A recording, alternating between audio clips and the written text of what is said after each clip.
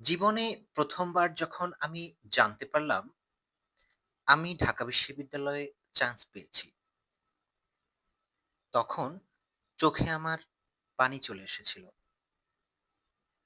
সাথে সাথে নিজের আম্মাকে কল দিয়ে আমি কিছু বলতে পারিনি। শুধু চিৎকার করছিলাম খুশিতে। আমার আম্মু বুঝতে পেরেছিল যে আমি হয়তো কোনো একটা সুখবর তাকে দেওয়ার জন্যই কল দিয়েছি। কিন্তু আমি কিছু বলতে পারিনি, কল কেটে দিয়েছি। আজকে আপনাদের সাথে আমি শেয়ার করব আমি কিভাবে ঢাকা বিশ্ববিদ্যালয়ে চান্স পেয়েছিলাম।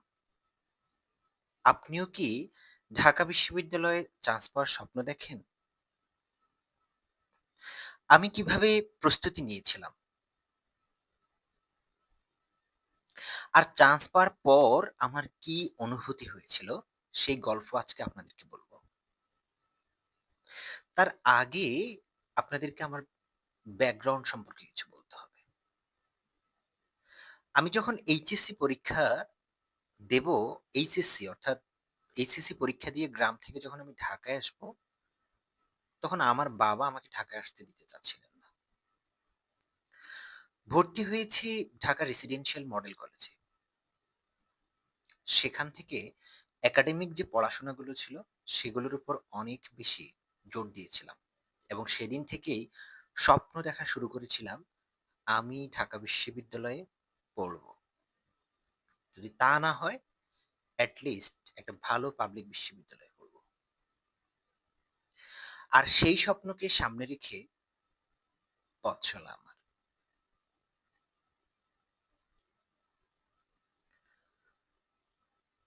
অনেক বাধা বিপত্তি ছিল, অনেক অনুৎসাহিত ছিল। যাদের সাথে একসাথে পড়াশোনা করে এসেছি কিংবা যাদের সাথে চলছি, তারা সবসময় বলতো ঢাকা বিশ্ববিদ্যালয়ে চান্স পাওয়া সম্ভব না, তোর জন্য সম্ভব না। কারণ ঢাকা বিশ্ববিদ্যালয়ে চান্স পায় গ্রাম থেকে আসা তুখুর মেধাবীরা এবং ঢাকার নটরডেম কলেজে যারা পড়ে তারা। তো তুই ওরকম তুখুর মেধাবীও না, আবার নটরডেম কলেজের ছাত্র না। এরকম একটা পরিস্থিতির মধ্যে তারপরেও আমি আমার লক্ষ্যে সবসময় ফোকাস ছিল। সময়টা ছিল ২০১৫, ইন্টার পরীক্ষা। সর্বোচ্চ এফোর্ট দিয়ে আমি ইন্টার পরীক্ষাগুলো দিচ্ছি। প্রত্যেকটা পরীক্ষায় সর্বোচ্চ পরিমাণে পরিশ্রমের মাধ্যমে আমি প্রস্তুতি গ্রহণ করি এবং এই পড়াগুলো আমি এতটা মনোযোগ দিয়ে পড়ি যেন আমার মাথায় গেঁথে যায় এবং সেগুলো আমার পরবর্তীতে অ্যাডমিশন টেস্টে, ভর্তি পরীক্ষায় কাজে লাগে। আমি যখন পড়াশোনা করতাম, তখন আমার ক্লোজ যারা ছিল তারা আমাকে প্রায়ই অনুৎসাহিত করত, এত পড়ে কিছু হবে না, ঢাকা বিশ্ববিদ্যালয় সেটা তো অনেক দূর, তোমার ক্লাসে তুমি তো প্রথম 10ই মধ্যে আসতে পারো না রেজাল্ট, তুমি কিভাবে ঢাকা বিশ্ববিদ্যালয়ে চান্স পাবা? ওইসব স্বপ্ন বাদ দাও। কিন্তু আমার সাথে কিছু টিচার ছিল যারা আমাকে সবসময় উৎসাহ দান করে গেছেন। আমার এইচএসসি বোর্ড পরীক্ষার সময় আমি এত পরিমাণে এফোর্ট দিয়ে পড়েছি, তার আগে যখন আমি সময় পেতাম, তখন আমি ফার্ম গেটে আমাদের যে কোচিং গুলো রয়েছে, বিশ্ববিদ্যালয় ভর্তি কোচিং, সেগুলোতে আমি ফ্রিতে ক্লাস করতে চলে যেতাম। এবং এই বিষয়টা আমি অনেক আগ থেকে চর্চা করতে থাকি মাঝে মাঝে। কিন্তু কোনোভাবেই আমার যে একাডেমিক পড়াশোনা আছে, এইচএসসি পরীক্ষার পড়াশোনা আছে, সেটাকে ব্যাঘাত ঘটিয়ে নয়। ফার্মগেটে একটা কোচিং সেন্টার ছিল, ইউনি8, মনির মল্লিক জহির। আমাদের একজন শিক্ষক ছিলেন, উনি আমাদেরকে এটা সাজেস্ট করতেন। তবে আমি ফ্রিতে ক্লাসে গিয়ে সেখানে ধারণা নেওয়ার চেষ্টা করতাম। কিন্তু তখনও কিছু বুঝতাম না, অত সিরিয়াসনেস কাজ করছিল না তখন। ভর্তি হওয়ার কথা ইউনিট কোচিং এ। এইচএসসি পরীক্ষা সম্পূর্ণ করে পরবর্তীতে ফ্রেন্ডদের সাথে সবার সাথে যোগাযোগ করে ফার্মগেটের যে ফোকাস কোচিং সেন্টারটি রয়েছে সেখানে ভর্তি হয়ে যাই। ক্লাস শুরু হয়। ইংরেজি স্যার তানভীর স্যার অসাধারণ ক্লাস নিয়েছিলেন। তারপর সাধারণ জ্ঞান এবং বাংলা, সাথে ফোকাসের শিট। বাসায় এসে এত পরিমাণে পড়তাম, কি জন্য পড়ছি, কেন পড়ছি কিছুই জানতাম না। কখন শুরু করছি, কখন শেষ করছি সেটাও জানতাম না। দেখা গেল মাগরিবের নামাজটা পড়ে এসে একটা শিট হাতে নিলাম, খাওয়া দাওয়া করে ৭টা। এই শিটটা শেষ করে আরেকটা শিট শুরু করতাম। এক একটা শিট শেষ করতে জিকের, সাধারণ জ্ঞানে প্রায় ৩-৪ ঘন্টা লেগে যেত। প্রতি রাতে আমি যদি ২টা শিট শেষ করতে যেতাম, তাহলে আমি যদি রাত ৮টায় শুরু করতাম, ভোর ৪টা বেজে যেত, ৫টা বেজে যেত। আমার কাছে মনে হতো ওই যে একটু আগেই তো মাগরিবের নামাজ পড়ে এসে পড়তে বসছি, আবার সকাল হয়ে গেল। মানে আমার সেন্সই কাজ করতো না। আমার মন সবকিছু ওখানেই থাকতো। আমি আমার সারা জীবনে এত মনোযোগ দিয়ে আমি কখনো পড়তে পারিনি। কেন পড়েছি, কি জন্য পড়েছি কিছুই জানি না। পড়েছি।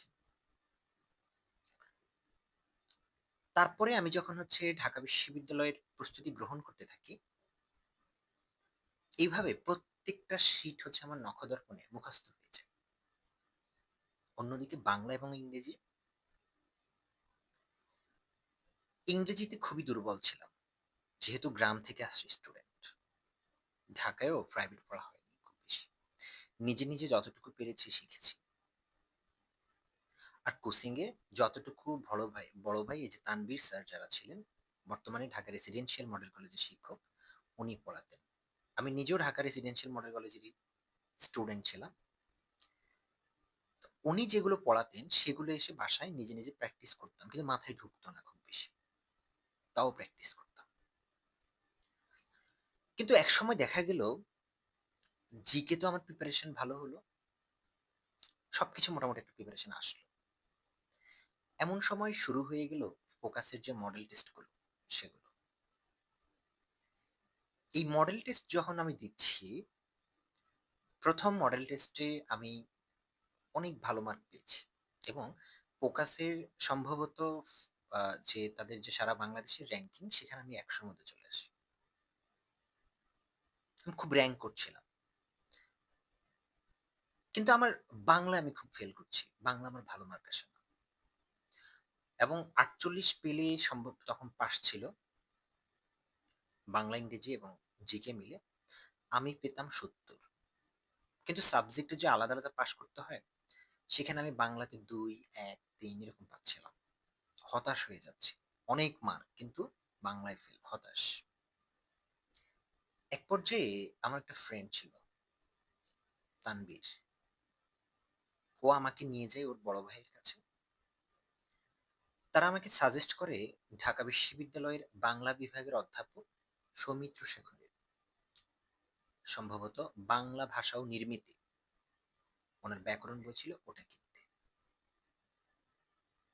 তারপরে আমাকে বলেছে টোফেল কিনতে, নীলক্ষেত থেকে। নিলাম। এবং ইংলিশ ফর কম্পিটিটিভ এক্সাম, এটা কিনলাম। কিনে আমি তখন ঢাকার জিগাতলা থেকে একটু ভিতরে, হাজারীবাগের একটু আগে এদিকে থাকতাম। সেখানে আমি কোরবানির ঈদ শুরু হবে তার ১০ দিন আগে আমি বইগুলো কিনে দরজা লাগিয়ে পড়া শুরু করলাম। ইংলিশে আমার যে বেসিক দুর্বলতা ছিল, মানে একাডেমি পাস করার জন্য যতটুকু ততটুকু পারতাম, বাট কম্পিটিটিভ এক্সামে ভর্তি পরীক্ষার জন্য যেগুলো দরকার সেগুলো আমার মধ্যে ক্যাপেবল আমি ছিলাম না। তো এগুলো আমি মূলত কম্পিটিটিভ এক্সাম যেটা ছিল সেখান থেকে রুলস গুলো দেখে একবার, তারপর প্র্যাকটিসে চলে গেলাম। এবং টোফেলের ক্ষেত্রে সেম। এই টোফেল এবং কম্পিটিটিভ এক্সাম কমপ্লিট করার পরে আমার ইংলিশ যে ভীতি সেটা সেফ জোনে চলে আসলো। তবে ভোকাবুলারিতে আমি অনেক উইক ছিলাম। কারণ এটা তো সময়ের ব্যাপার, আমি মুখস্থ করতে পারিনি খুব বেশি। বাংলার ক্ষেত্রে সৌমিত্র শেখর স্যারের যে বইটা ছিল ব্যাকরণ, ওই বইটা আমি প্র্যাকটিস করতে থাকলাম। সেখান থেকে আমি যে কাজটা করেছিলাম, মুখস্থ সাইড যেটা, বিরচন সাইড, বাগধারা, এক কথায় প্রকাশ, শব্দ, মানে সমার্থক শব্দ, এই টাইপের যে শব্দগুলো ছিল, বিপরীত শব্দ, ওখান থেকে পড়ে ফেললাম সব। এই পড়ার পরে বাংলার বিরচন সাইড বা মুখস্থ যে সাইড গুলো আছে, এগুলোতে আমার একটা শক্ত ভিত তৈরি হয়ে যায়। এদিকে মজার একটা বা একটা খারাপ লাগার কথা হচ্ছে, সেটা হচ্ছে কোরবানির ঈদ চলে আসছে। বাসা থেকে ফ্যামিলি সবাই কল দিচ্ছে, বাসায় আসবে না, বাসায় আসবে না। আমি বলেছিলাম না, আমি আসবো না, পরীক্ষা আছে। একটা ঈদ আমি বাদ দেই। কারণ কোচিং এ একটা ভাইয়া একটা কথা বলেছিল আমাকে, যে তুমি যদি ঢাকা বিশ্ববিদ্যালয়ে চান্স পেতে চাও, তোমাকে একটা ঈদ স্যাক্রিফাইস করো, দেখো না একটা ঈদ স্যাক্রিফাইস করে হয় কিনা চান্স।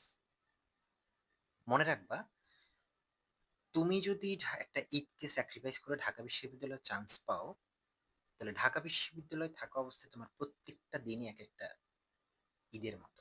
যদিও সেটা মোটিভেশন করার জন্য বলেছে, অতটা না। ঈদে বাড়ি যাওয়া হয়নি, ফ্যামিলির মন খারাপ, সবার মন খারাপ। আমার ঈদে খাবার দাবারের সংকট থাকবে, সেজন্য আমি ঈদের আগে 3 দিন আগে বাজার করে সবকিছু নিয়ে স্টক করে নিজে রান্না করে রেখে দিতাম। খেতাম, পড়তাম, খেতাম, পড়তাম, রুম থেকে বের হতাম না। আর বাসার নিচে ওই এলাকার রাস্তায় তখন হচ্ছে গরুর হাট বসেছিল, ফলে আমি বেঁচে আসাটা আরো বেশি বিরক্তিকর ছিল। মাঝে মাঝে সে গরু দেখে উঠে চলে যেতাম কোরবানির আগের মুহূর্তে। কোরবানির ঈদের পরে 9 অক্টোবর পরীক্ষাটা হবে, অ্যাডমিশন টেস্ট। তো তখন আমি এই পরীক্ষাটা দেওয়ার জন্য আমি আর বাড়িতে গেলাম না। পড়তেছিলাম, পড়ছি, পড়ছি, পড়ছি, পড়ছি, পড়ছি, পড়ার কোনো বিকল্প নেই, পড়েই যাচ্ছি, যা হবার হবে। এক পর্যায়ে আমি যে গ্রামে যাই নাই, একটা ঈদ প্রথমবারের মতো ঈদ স্যাক্রিফাইস করছি গ্রাম ফ্যামিলির বাইরে, এটা আমার ফিল হচ্ছে না। কিন্তু ঈদের দিন সকাল নামাজটা পড়ে এসে যখন আসলাম, তখন খুব খারাপ লাগলো, কান্নার মতো অবস্থা। ফ্যামিলি তো কল দিতে খারাপ লাগছে, ঈদের দিন ফ্যামিলিকে বাদে কিভাবে ঈদের দিন বাসার বাড়িতে থাকা হয়, খুব প্যাথেটিক। তারপর আর কি করবো, ঈদ তো চলেই গেল। পাশের বাসার যে আন্টি ছিল, উনি রান্না করে আমাকে খাওয়ালো ঈদের দিন। ঈদের দিনটা কাটানোটা একটু কষ্ট ছিল ফ্যামিলিকে ছাড়া। ঈদের দিন চলে যাওয়ার পরে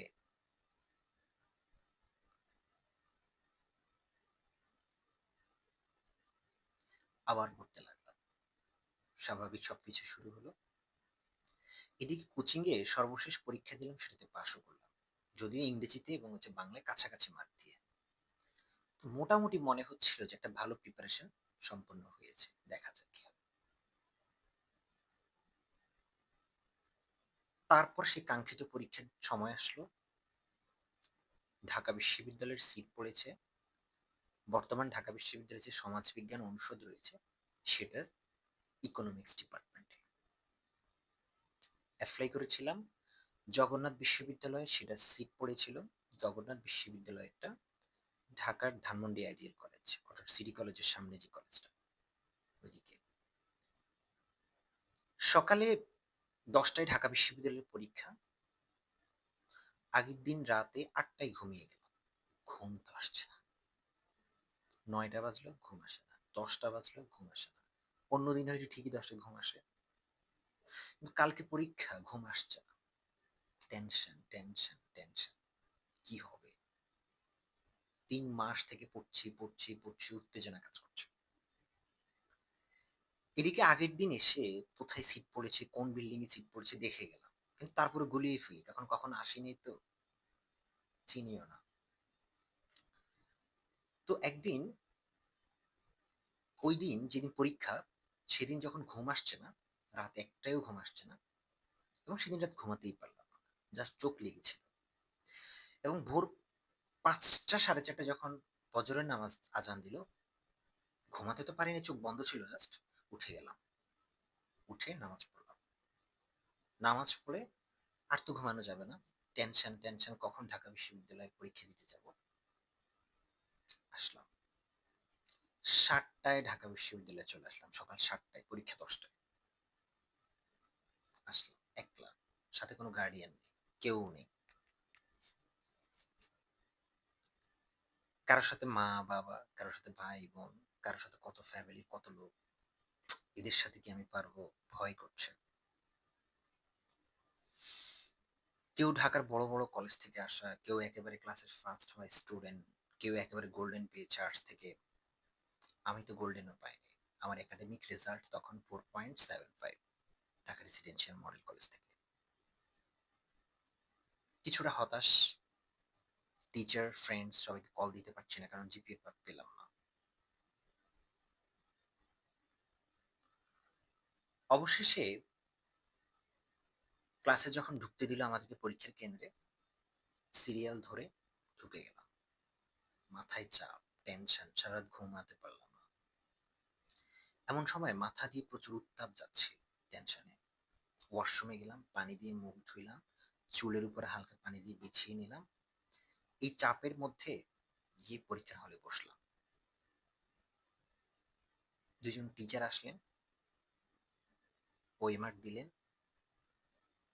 পিছনেই একটা ছেলে বসেছিল, সম্ভবত লালমনিরহাটের বাড়ি, সাবরিহাট সরকারি কলেজ। জিজ্ঞেস করেছিল কোথায় থেকে আসছি বা কি। কথা খুব বেশি হয় না, জাস্ট নর্মাল যতটুকু। নিজে প্রেশার ফিল করছে অনেক। প্রশ্নটা হাতে দিল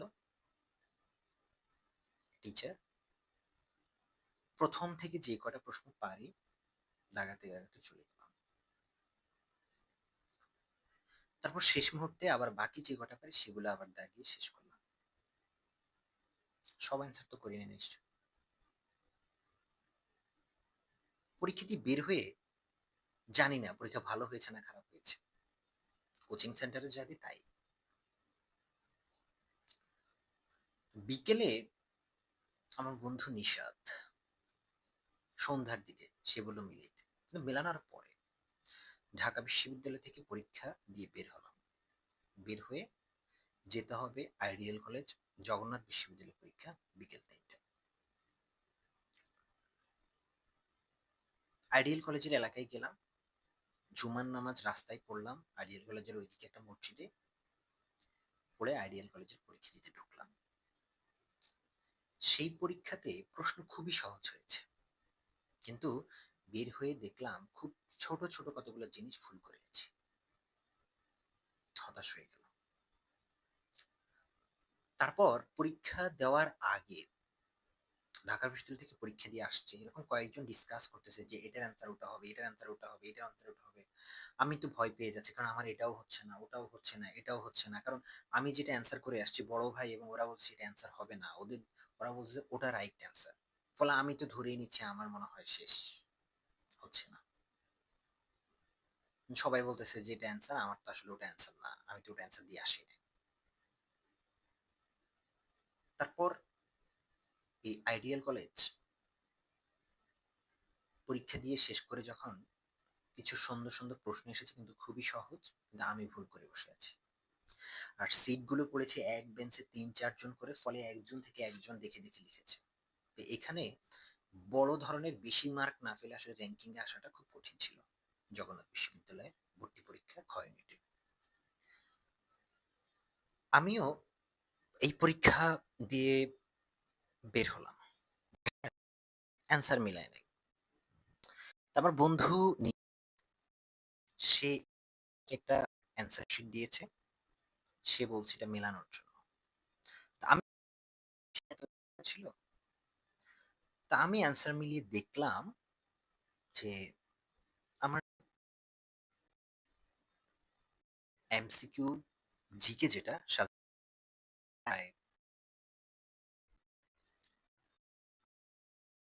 হচ্ছে প্রায় 14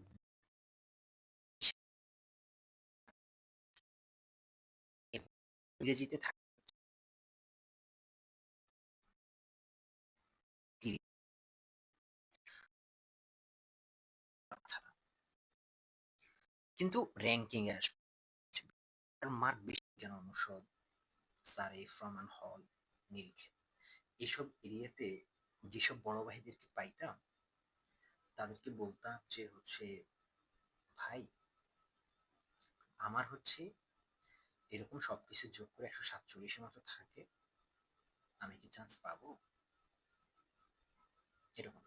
তো ওনারা বলতো যে তুমি যে কথাগুলো বললা যে তোমার এই টোটাল 147 হতে পারে, কোনো সাবজেক্টে ফেল হবে না, তোমার কনফিডেন্সের জায়গা থেকে যদি এটা শিওর হতে পারো সত্যি হয় তুমি চান্স পাবা। তখন তো আমি বললাম মনে হয় পাইতে পারি, বাট জিনিসটা একবার চান্স ক্রিয়েট হয় আবার মনে হয় হবে না, আবার মনে হয় হবে, আবার মনে হয় হবে না, আবার মনে হয় হবে, আবার মনে হয় হবে না, এরকম একটা পরিস্থিতি। তখন আমি এরকম একটা কনফিউশনের মধ্যে আবার পরের দিন আসি। আমাদের এলাকার একজন সিনিয়র ভাইয়া আছেন, ওনার নাম হচ্ছে রানা। ওনাকেও বলি, উনি বলে তুই এইভাবে তো এটাতে তো তোমার চান্স হওয়ার কথা, তুমি যেভাবে বলছো। পরে ওনার সাথে পরামর্শ করে, সবার সাথে পরামর্শ করে মোটামুটি একটা চান্স হলাম 90% যে চান্স হওয়ার চান্স আছে, চান্স আছে। 3 দিন পরে রেজাল্ট দিল জগন্নাথ বিশ্ববিদ্যালয়ে, অর্থাৎ ঢাকা বিশ্ববিদ্যালয়ের আগে জগন্নাথ রেজাল্ট হয়ে গেল। রেজাল্ট দেখতে বললাম ভাইকে। ভাই বলল তোমার তো র‍্যাংকিং আসছে বাট সিটের চেয়ে একটু দূরে, চান্স হতে পারে নাও হতে পারে, ওয়েটিং লিস্ট থেকে ডাকতে পারে। হতাশ হয়ে গেলাম, টেনশন, চান্স হবে না, কোথাও চান্স পাবো না, এই একটা টেনশন মধ্যে পড়ে গেলাম। এমন তো অবস্থায় ভাই আমাকে অনেক সান্ত্বনা দিলেন, সমস্যা নাই, কোথাও না কোথাও হবে, টেনশন করো না। আমি তো ধরে নিয়েছি যে ঢাকা বিশ্ববিদ্যালয়ের চান্স তো দূরে থাক, জগন্নাথেই চান্স পেলাম না, তাহলে ঢাকা বিশ্ববিদ্যালয়ে আমার চান্স আর হবে না। ডিরেক্ট চান্স পাইনি জগন্নাথে, পরে চান্স পেয়েছি আর কি, ওয়েটিং লিস্ট থেকে। এরকম একটা হতাশার মধ্যে আবারও টেনশন, মানে নানা ধরনের চাপের মুখে পড়ে গেছি, ভয় লাগছে ভয় লাগছে। পরের দিন সকাল দুপুর 12টার পরে রেজাল্ট দিল ঢাকা বিশ্ববিদ্যালয়। আমি জানি না রেজাল্ট কি। এর মধ্যে আমার একজন ফ্রেন্ড আছে, সে চান্স পেয়ে গেছে, সে বারবার কল দিচ্ছে, কলেজের ফ্রেন্ডরা কল দিচ্ছে, তোমার তো চান্স হওয়ার কথা, তুমি এত পেয়েছিলে। জানি না। আর ভাই যে ছিলেন মেহেদি ভাই, ওনাকে আমি রোল পাঠালাম, উনি চেক করলেন, চেক করে আমাকে ফোন দিয়ে বললেন কংগ্রেচুলেশনস। আমি তো বললাম কি রে ভাই, কি বলতেছে, কংগ্রেচুলেশনস কি বলে এটা, সত্যি? আরে তুমি হচ্ছে 893তম হয়েছো, কংগ্রেচুলেশনস ঢাকা বিশ্ববিদ্যালয়ের পরিবারে। আমি তো আকাশ থেকে পড়ে গেলাম। এর মধ্যে আমার রুমমেট শিপন, ও ঘুমাচ্ছে। আমি যে রেজাল্ট নিয়ে বিভিন্ন জায়গায় কল দিচ্ছি ওই হচ্ছে ও বুঝতে পারছে। চান্স পেয়ে গেছি এটা ও ভাবতে পারে নাই। ঘুম থেকে উঠে ও যখন বুঝছে আমি চান্স পেয়ে গেছি, আমাকে জড়িয়ে ধরছে, দুইজন অনেকক্ষণ মজা টজা করলাম। আমারই বিশ্বাস হচ্ছে না চান্স পাইছি, ও কিভাবে বিশ্বাস করবে বলেন? পরে সেখান থেকে বের হলাম, ও বলতেছে আমাকে খাওয়াবে, সম্ভবত আমাকে ট্রিট দিছে ওই দিন। তারপর বাড়িতে কল দিলাম, আমাকে ফোন দিয়ে শুধু চিল্লাইছি, কিছু একটা বলছি যে চান্স হয়েছে এটাই, আর বাকি কথা ভালো করে ক্লিয়ার করতে বলতে পারিনি খুশিতে।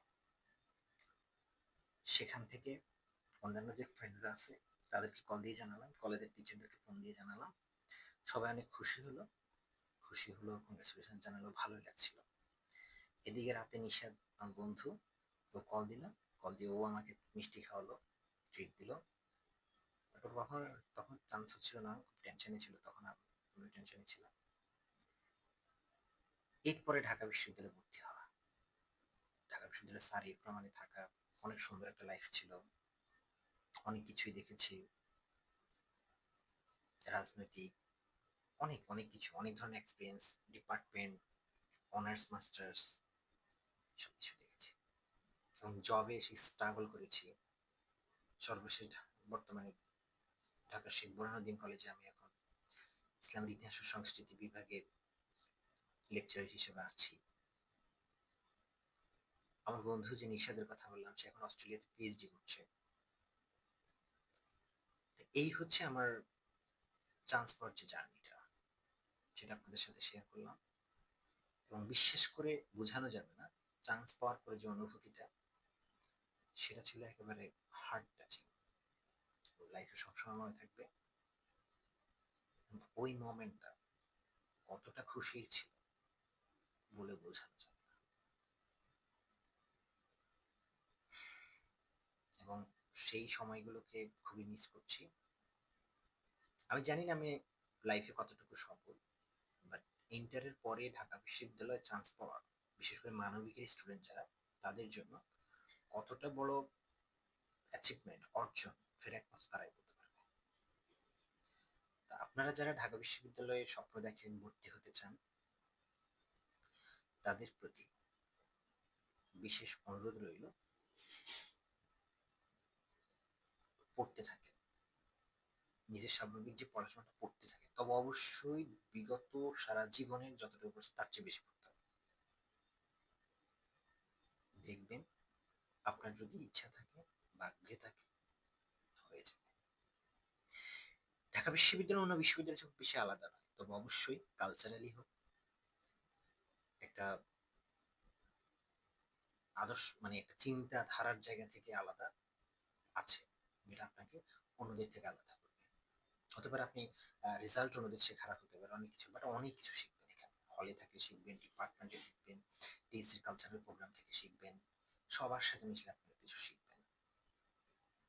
তো আমার যারা ছাত্র রয়েছেন বা যারা বিভিন্ন সারা বাংলাদেশের এসএসসি এইচএসসি পর্যায়ের মানবিক বিভাগ থেকে পড়াশোনা করছেন, ঢাকা বিশ্ববিদ্যালয়ের স্বপ্ন দেখছেন, কিভাবে প্রস্তুতি গ্রহণ করেন সেই স্বপ্ন দেখছেন, সবার প্রতি শুভকামনা জানিয়ে আজকে আমার অনুভূতি প্রকাশ করে বিদায় নিচ্ছি।